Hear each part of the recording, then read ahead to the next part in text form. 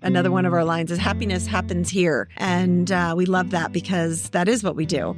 And we bring people together to celebrate and we bring people together to connect. Welcome to the Living in Santa Barbara podcast. I'm your host, Kathy Henry, and today we're kicking off a new series on the Funk Zone by diving into the stories of the establishments that make it one of Santa Barbara's most popular destinations.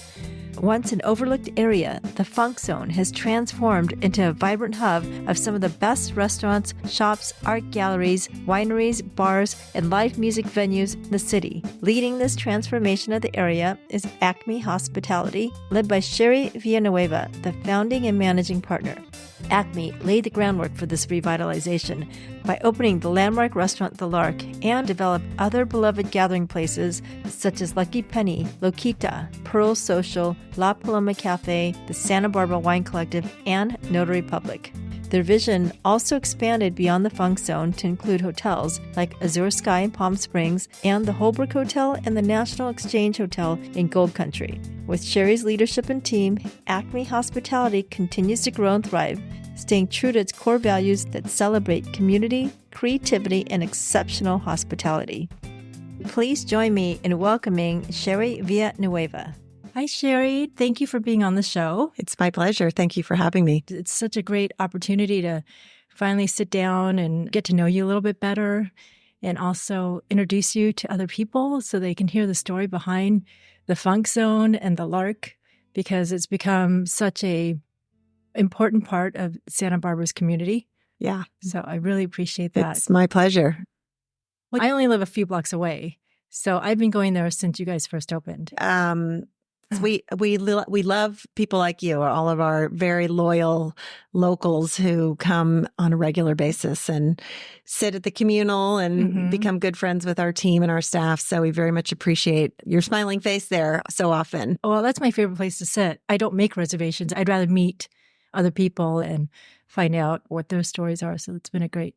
It's been great. Really fun. That's where I sit too. When I go to the Lark, I'm always at the communal and I always enjoy the people that I'm with. And it's amazing at that table to watch people introduce each other, share food. I've seen people pay each other's checks, create play groups. I mean, all kinds of just really community connection, which was the reason we put that table in the middle of the restaurant in the first place. So it's so fun to see it come alive that way. Yeah. Well, you guys are the pioneers of the Funk Zone. There wasn't a vibrant scene besides the artist. You created the Lark and Lucky Penny, and can't remember the other name. It's called Les Marchands. Yeah. Yes. Yeah. And, it was really fun to come into a neighborhood that was rooted in all these sort of interesting layers already. One you mentioned was the artist community, and we love being part of the artist community, finding ways to support them, help them give, exposure to their work and help them to get the word out further, both to locals as well as visitors who might want to experience some of the incredible things that they're creating. Also in this neighborhood for a long time was a lot of design. Besides, individual artists, there were a lot of design-oriented businesses, Raoul's Fabrics or Cabana Home or some of the other garden and home design people, which are very, very talented and great to have part of this community. And then there's a whole layer of athletic endeavors, lots of training facilities, surf shops. You can go from Channel Islands to P3 to the base, and other people who were here really focused in physical fitness and, things working around the ocean in particular. And so it's just this kind of eclectic group of individual artists doing things in all different categories. And it was a really fun place to kind of, weave what we were trying to do into that sort of existing fabric. Were you spending time down there before? How did this whole concept of acquiring that property, it was an old warehouse? Yeah, it was an old fish processing plant that was owned by the Castagnola family for almost 100 years. And my business partner, Brian Kelly, who's a real estate developer and a very, very creative visionary, really, who can sort of see property and see potential for the property and kind of where it might be able to go. And Brian was the person who located our property at Anacapa Street in particular, which was sort of the center of everything that we were doing. And he purchased the property, and he hired me originally as a consultant to try to help him create a vision. Here's this really interesting historic building. It was a 10,000 square foot warehouse.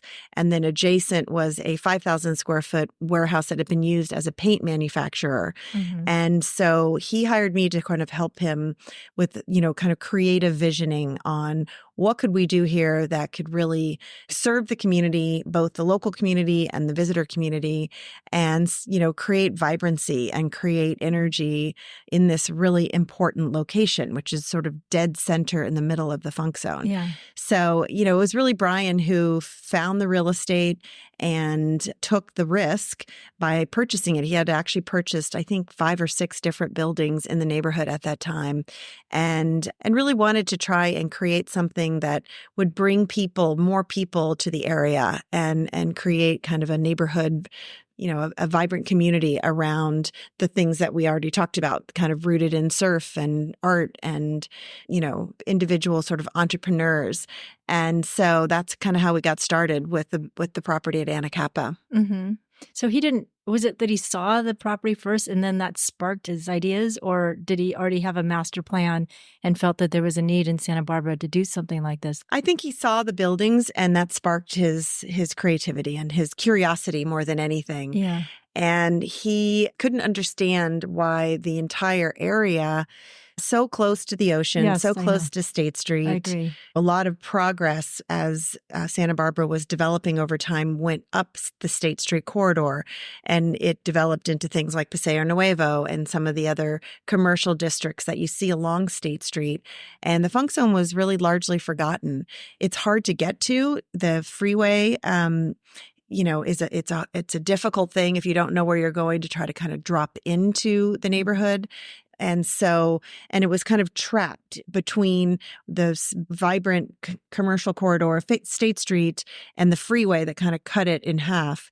And so I think a lot of people just forgot about it. Mm-hmm. There were, like as we mentioned, some small businesses that were scattered throughout it, but it wasn't really a destination for people, not for anything sort of recreational oriented, eating or drinking or shopping or those sorts of things. Mm-hmm. And so I think Brian saw this opportunity. He's a lover of historic real estate. Okay. He's very committed to adaptive reuse of historic real estate rather than scraping things and building new. Yeah. And so he purchased as many properties as he could. And I think there were 6 in total. Oh, yeah. And just started on the long, difficult road of permitting and understanding zoning and the zoning regulations and what was allowed and what wasn't allowed, and sort of, untangling a lot of these properties from, what they had historically, come into.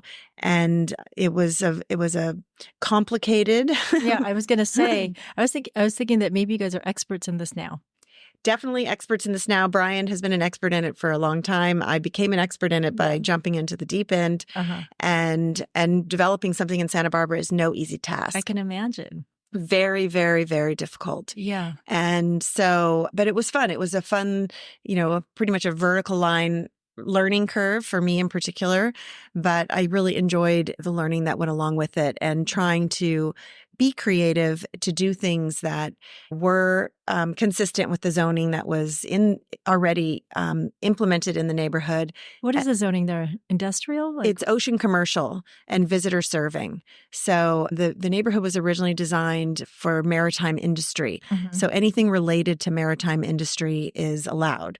Boat building, fish processing, a lot of the surf layers. So visitor serving is a new addition that was added to the zoning of the neighborhood. Mm-hmm. And so that includes things like restaurants or shopping or those sorts of things. But residential is still not part of the zoning. Industrial is only in certain aspects of the neighborhood are still zoned industrial. So there's the zoning in this funk zone is actually very, very strict and very limited. And that really made the kind of development much more difficult.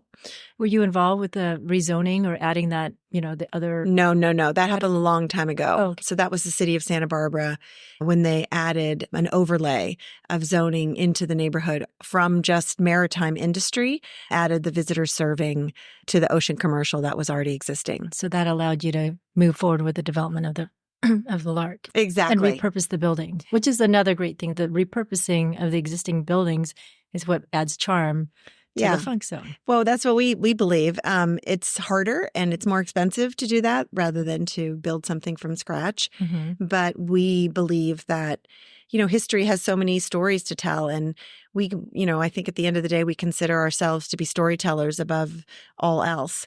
And so being able to take old buildings that had their own histories and adapt them into new uses that are also code compliant. You have to bring everything up to code for health and safety. Mm-hmm. You have to bring everything up to code, for sort of modern systems to be able to make sure that plumbing and electrical and structural and accessibility and all the things that are required of today's building, Mm-hmm. you have to try to figure out how to fit those into an old building that didn't have any of those things. Yeah. But the end result is something more interesting and more charming. And so for us, it's definitely been worth the effort. Yeah. How long did it take you? It took us about 3 years from sort of the beginning until we were able to open the Lark for Business, which included, all of the shell core work, which is sort of the basic work on the building, and then all the tenant improvement work that we did on top of it to actually make it a restaurant. Mm-hmm. And how did you meet Brian? I met Brian just on accident. We had a mutual friend and, we just accidentally bumped into each other, and I was working for Target at the time. Were you living in Santa Barbara? Yes, I've been in Santa Barbara for about 26 years. Mm-hmm. And Brian and I met. I had been doing international trend research for Target, Mm-hmm. and Brian had been sort of looking at all of these properties here in the funk zone after relocating to Santa Barbara from the East Coast. And we just bumped into each other, and he said, wow, I have all this great real estate. What I'm looking for is what are interesting uses and what's kind of on trend. And so sort of my background in trend research and his background in real estate development was really a good match for this project. And so he's like, hey, I want to talk to you. Let's talk about Yeah. He goes, get in the car. We're going to go walk. And we drove to the neighborhood. We walked up and down every single street for about 3 hours and just kind of imagining what could be. And we really have, I think, very like-minded ideas when it comes to, the vision that we both saw for the neighborhood. Mm-hmm. Both have a love of history and a love of, sort of creating stories and maintaining as much of the history as we could. And so we just really hit it off. And, that was now almost 13 years ago. So. Oh, yeah. So did you know him for very long before that happened? No, we just met and it was like, wow, this is great. And he actually hired me as a consultant to help him with sort of the visioning and imagining of what are the kinds of businesses, what are the kinds of tenants could he bring into the property. Mm-hmm. And through that process, he asked me to then help him vet tenants, look at business plans, interview various different entrepreneurs who were interested in coming in retail or coffee shop or restaurants or microbreweries or whatever it was.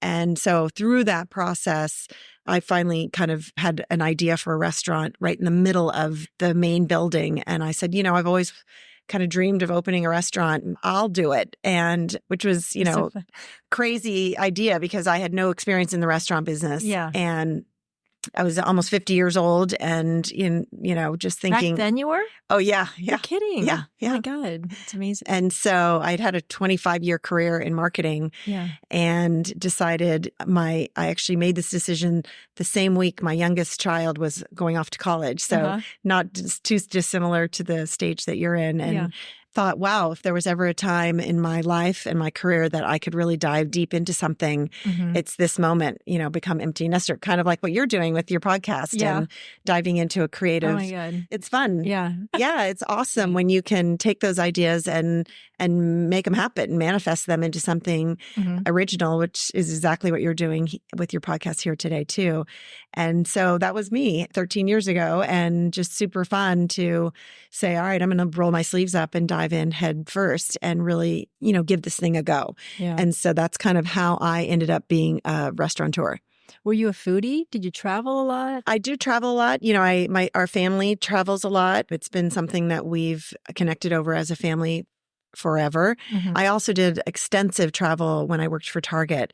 My job was really to help Target identify emerging trends in other markets. And so I spent a lot of time traveling really all over the world, helping to see what are trends of behavior, what are people looking for, what are the kinds of things that you can, what are the ideas that you can bring back and integrate them into products and services and experiences. And so I've always traveled. I was actually an Army brat growing up. So my entire childhood was traveling. We moved every 2 years of my life and until I settled down and went to college. Yeah. And so I think traveling and observing other cultures and other people, other food has always been a part of who I am. I would not say that I'm a foodie. I would say that I love people and I love the opportunities that restaurants afford people to gather around a table and share life. And for me, that's kind of the heart of what I love and what drives me as a restaurateur. It's really that interconnectedness that people have together. Yeah. Well, you brought a fresh idea to Santa Barbara. It was kind of the same old, same old. Yeah. People were just really craving something different. Yeah. I think, Santa Barbara, it's a difficult place to be in the restaurant business because of just the strict demographics. There's only 100,000 people that live in the city of Santa Barbara, only 200,000 when you go CARP to Goleta. Yeah. And so it's a pretty small town. But we have 7 million plus tourists that come and visit us. And so when you're trying to design a restaurant or design any business, you have to really look at both of those groups and look at them differently and try to create something that's going to appeal to them both because the locals are everything for us. Like we do everything we can to stay connected with the local community. We do that through outreach. We do that through our community partners in the nonprofit world and the ways that we can support various organizations that are important to the community of Santa Barbara. And then, getting to know regulars like yourself and really having a relationship with people who come in on a regular basis and support us. But the challenge is there's just not very many locals. And so you're trying to create something that's fresh and new and fun for the locals, but something that's also going to appeal to tourists as they come in, because it's just the fact of business in Santa Barbara is that we have so many more tourists coming in than we do have locals. And so you're trying to create something that's going to appeal to them as well. Because you're from marketing, do you still look at the data? Always. Yeah, everything we do, I would say, is very data-driven. Now that we've been in business for 11 years, even running our business is very data-driven. We look at trends, we look at patterns, we look at demographics, trying to understand, just be smarter about, where we're spending our energy, where we're spending our money. Yeah. And it's kind of art and science, right? You take all the data and you try to figure out how to make good decisions. But then at the end of the day, it's really your intuition that carries the decision, because, we found that that's how we've made our very best decisions, is really based on intuition of super smart people in our company. Skylar, who Oh, he's great. Yes, he's fantastic and has been with us since before we opened. He's a great example of our... He's amazing. Yeah. And just like I always call him the poster child of our whole company, because he started at the very, very, beginning, and he's grown. He's now, one of the most senior people in the company. And I just couldn't be more proud of him and his accomplishments. And it's fun to be able to kind of watch his growth, because it really mirrors the growth of our whole company overall and kind of how we've ebbed and flowed and what we care about. And he's a good example of someone who has tremendous intuition. He's just a true hospitality professional. I know. It's like he was born to be one. He's just amazing. And so you could do all the data, gather all the data you want, but at the end of the day, it's like, well, what does your gut say? What is this? What makes the most sense here? And we do that a lot based on our core values. We work very hard on developing core values for our company, and then we stick with them very, very hard. And Skylar, again, is a great example of someone who will use our core values as that filter. Like, how does this decision, does this product, does this idea come back and match our core values? Because if it doesn't, then we don't do it. Yeah. What are your core values? the core values that we have, we've broken them down to sort of one umbrella, which is really hospitality, and that's people taking care of people. And at the end of the day, I think, that's what's most important to us is we're in the people business, and we're a bunch of people taking care of people that we deeply care about. Other core values revolve around things like excellence. Excellence is very important to us, and we work every day just to be a little bit better today than we were yesterday. And sometimes it's baby steps, and sometimes it's leaps and bounds, but we never take our eye off the ball of excellence and trying to be the best that we can be. Integrity is another important core value for us, and it's really just the idea of doing the right thing because it's the right thing. We always say it's doing the right thing when nobody's watching, and that's a very important layer for us. And we do that both in our products and services that we have for our guests, as well as the way we treat each other in our company, and making sure that everyone's treated with respect and everybody is in a work environment that allows them to grow and to be safe and to kind of explore their gifts and their talents. One of our core values is also originality. We love the idea of being original. And we love it not only in our restaurants, but we also love it in our people. And we feel like originality really expresses who we are collectively as a group of very unique, very individual people who come from all different walks of life. And we encourage our team to kind of bring their original and creative self to work every day.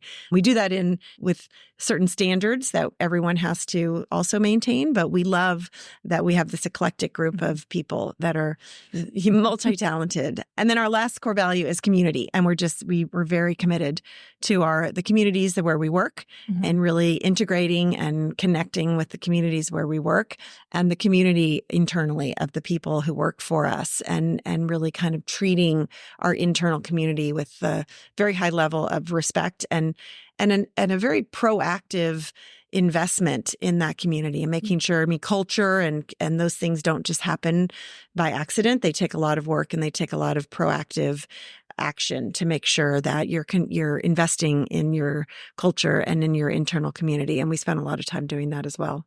Well, when you look at the backside of the menu, you have all the farms that you get your produce and your, So it's nice, a very collaborative effort. Exactly. Well, and that's as much an important part of our community as anything. It's farmers and fishermen, and we know them, we know their stories, we know their kids, we, connect with them on a regular basis, winemakers, distillers. There's there are hundreds of people that come together to make a restaurant. Well, even, we're opening a new restaurant shortly in San Juan Capistrano, and we had all of the dishes, all the china, handmade by a local potter. And it was such a fun collaboration working with him and talking through glazes and formats and sizes, and really supporting his small workshop to be able to kind of bring in a local partner that way was also really fun. So we spend a lot of time and energy doing that, and see that as a very, very important part of the community that we're building. Well, it's also sustainable. I'm assuming a lot of the farms are local. Yes? Absolutely. Yeah. We try to source locally wherever we can. Sometimes we can't. We're constantly changing as the seasons change and different farmers are producing different things. And so it's fun to be able to ebb and flow with the seasonal changes in produce and products that come as well. Well, how did you find such a great team in Santa Barbara? Did they come from Santa Barbara? Did you have to recruit from outside of Santa Barbara? I would say both. Oftentimes we've recruited outside of Santa Barbara, and then, often we find people right here in town. It just depends on the position. A lot of it depends on timing. Timing is really important. And so depending on what we're looking for at any given time, and, the people that we've connected with who have the right talents that we're looking for at that particular time. So, it's a good mixture of both. We always love finding people locally first, but that's not always possible depending on exactly what the position is we're recruiting for. And how many employees do you have now? We also have 3 hotels, and including all the hotels, we have 550 employees. Wow. Yeah. And you're overseeing all these people? I am. So you're like the mama. Yes, very much a big the family. Mother hen? Big mother hen, yes, with quite a brood. But luckily I have an incredible team. It doesn't work without a great team. Yeah. And so I'm very fortunate to have a great team of people who are just lovely to work with. They're good quality human beings, very centered again on our core values and the things we care about. And yeah, that's how, teamwork makes the dream work for sure. So do you feel like you're busier now than when you first started the Lark? Now you're the leader of 500 people. Yeah. I mean, I wouldn't say busier. I'm very busy. I've always been very busy. That's just really how my life works the best for me. I love being busy. So it's fun for me when I feel like I'm challenged and I'm going and I have lots of balls in the air. So I don't think I could be busier because I was really busy when we opened the Lark. Yeah. I'm busy with different things. So as we've grown and as the company has grown, my role has changed. And so that part of it has been a growth opportunity for me and try to learn and be able to ebb and flow with those changes as well. So I'm still very busy and still doing lots of things that I love, which is why I'm still really excited to be doing it. But they're different things than when we first opened. I mean, you started off as a consultant. I mean, now you're an executive, so you have to learn to let go, right? Yeah, you have to learn. I mean, every day I get off sometimes abruptly reminded or taught an important lesson. And I'm, as much as any entrepreneur, learning as she goes. So this is really I've had other leadership positions before in my career and certainly had managed teams before, but never to this scale. So for me, this is all I'm learning to be a leader as much as my team is learning alongside me. And we have a running joke in our company. We say that we're building the airplane while we're flying it. And I very much am doing that in my own career as well as doing that, with the company as a whole. Being with Acme and the evolution of it, has it given you some insight and helped you grow on a personal level? Oh, absolutely. I feel like I've grown unbelievably as on a personal level and just being able to understand more of my own personal strengths and weaknesses, understanding more empathy, understanding how people work, understanding how to motivate a team, keep people on track, keep people focused. I would say my primary role is the keeper of the culture and sort of the vision on where the company is going and where any individual project inside of it is going. And so I've learned a lot about my limitations and how to learn from them and find talented people who can provide the expertise that we need when I don't have it. Learning to let go. I mean, it's like I feel like daily. And your values? Yeah. Yeah. Well, and I think it's, we've been very clear on our values and very focused on the things that we call, non-negotiable. And I've learned a lot about myself to stay very, very true to that and to not allow people or experiences to take away from that. Yeah. So you've had some challenges too during your tenure with Acme, such as COVID. How did you handle that? What happened during COVID? Extremely difficult. We've actually had a lot of challenges along the way. We have had the whole community of Santa Barbara has experienced a number of major natural disasters, with fires, with the floods that were so devastating and really tore a giant hole through our community, which is very painful and very stressful for everyone. COVID was, without question, the most challenging experience of my life, having to lay off. At the time, we had 350 employees and having to lay everyone off except for 2 people because I needed 2 people to help me basically shut down 8 restaurants and manage kind of what was left. Yeah. It was very painful, very stressful. I would say one of the joys of my job is giving 550 people a great place to work where they can be in a place where they're growing and using their skills and their talents and taking care of their families and having a place where they can support their families and themselves, and to have to take that away was devastating. So it was a very uncertain time. We had no idea what the future was going to hold. We were trying very hard to make sure that we were focused on everyone's health and safety first and foremost, and then you've refocused our energies on the health and safety of our business. And how long were you shut down for? I mean, Oh gosh, it was really a year of we were closed, we were open with restrictions, we were closed again, we were open with more restrictions. So I would say it was a full year that was very tumultuous. And the regulations were constantly changing. Yeah. People were afraid, people were uncertain. It was just a very, very, very difficult time on every level. Mm-hmm. At that same exact time, we were renovating 2 hotels up in Gold Country, just north of Sacramento. And so that was also very difficult to try to manage 2 major construction projects during the middle of COVID while we were trying to navigate, sort of the tumultuous nature of what was happening here in Santa Barbara. So it was really, pressure and stress coming from lots of different directions. Did you feel like the company was at risk at that time? Oh, absolutely. Yeah. I don't know anybody who didn't think their company was at risk. We were stable. We were financially stable, and we had a stable culture and workforce. And I think that's the thing that carried us through.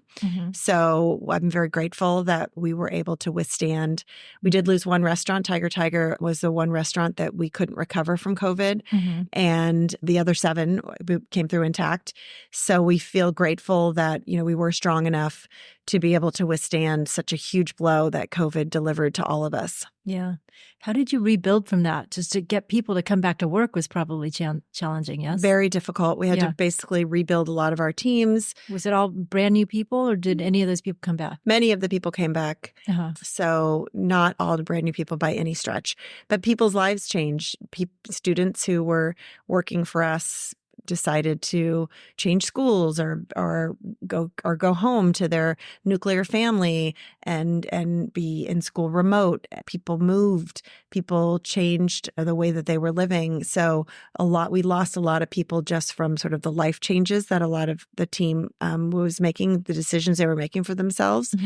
And so we had to rebuild the team, not from scratch, but we had to rebuild a large portion of the team. And then we also had to create an environment where guests felt safe. And we had to make sure that our work environment was a safe place for people to come to work. And so there was layers upon layers of things that we were responding to and trying to make sure that we could kind of build our business back literally one service at a time. So it was a day-by-day process. It took a good 2 years before we were really back on track. And happy to say now, 4 years later, that things are back into a rhythm. Yeah. But, also I noticed that you have a very strong training program because of the level of service from the servers and the host and everybody at the Lark or Lokita is very high. You can tell they know what they're doing. That was a lot of investment to lose when COVID happened. Absolutely. Yeah. That's exactly right. And we have a very strict training program. We believe that the service standard that we provide is one of the most important things that we provide. And so we have a rigorous program. Everyone is tested and held accountable and trained and retrained. And so when you lose someone, it's a major investment loss. And that's always very difficult. And when you then, with something like COVID, you lose so many of them at once, it was just another big blow. Yeah. But it's good because even if they're not at the Lark or Acme, they're off with that knowledge and they're going to help other people. It's true. And be friendly and be respectful. Yeah. So you're still doing good. Yes, very true. Yes. And a lot of the people who work for us say that the skills that they learn working for us, they were able to get jobs in other places very easily. And so that's something that we're very proud of. I think what you're doing is you're spreading happiness and community. That's really important in everybody's lives. It actually makes us get along. Absolutely. Yeah. Yeah. It's one, we talk about that a lot. We say that we're in the happiness business. So it's funny that you use that word. Yeah. Or another one of our lines is happiness happens here. And we love that because that is what we do. And we bring people together to celebrate and we bring people together to connect. Sometimes it's not a celebration. We often will have a memorial service or something where people are grieving but the connection that they have with the people they love is something that's very important in humans' lives. And so we feel that we play an important role in making that happen. The stories. Yeah.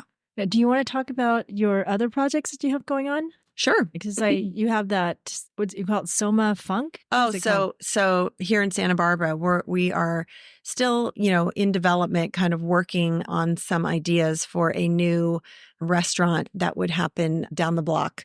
There's a number of restaurants and retail shops. It's primarily artist studios, which was already on the property. So it's a lot of working with the tenants who are already there within the buildings and making sure that what we're doing supports their efforts and kind of reorganizing that in a way. Mm-hmm. And so it's still very, very much in development, but we hope to have some more specific plans to announce soon. Do you have any plans for nightlife in Santa Barbara? Something that is open after 9 p.m.? Well, we had Pearl Social. I don't know if you've been we just redesigned Pearl Social, which is kind of our cocktail lounge, and they're open till midnight. Okay. So it's a really fun place to go after you've had dinner if you want to meet friends for drinks. There's music there depending on the night, and so there's fun things happening there. But other than that, that's kind of our late night offering at right now. Yeah. Well, Acme is really good at making people feel blessed to live here. Oh, so thank you so much. That means everything to me. So that's what we get up every morning and work hard all day to try to accomplish. So I really appreciate. There's no better compliment. So thank you for that. You've really had a big impact on the community. Oh, that's nice. Thank you. You're welcome. Thank you for joining us today. To learn more about the inspiring work of Acme Hospitality and to discover more about Acme's restaurants, bars, and hotels, visit their website at acmehospitality.com or their Instagram at Acme Hospitality. And if you haven't been to any of their amazing establishments, they are not to be missed. If you enjoyed this episode, please subscribe to the podcast, share it with your friends, and leave a rating on the homepage. Your support helps me bring more stories about the people and places that make Santa Barbara so special. Thanks for listening, and I'll see you next time.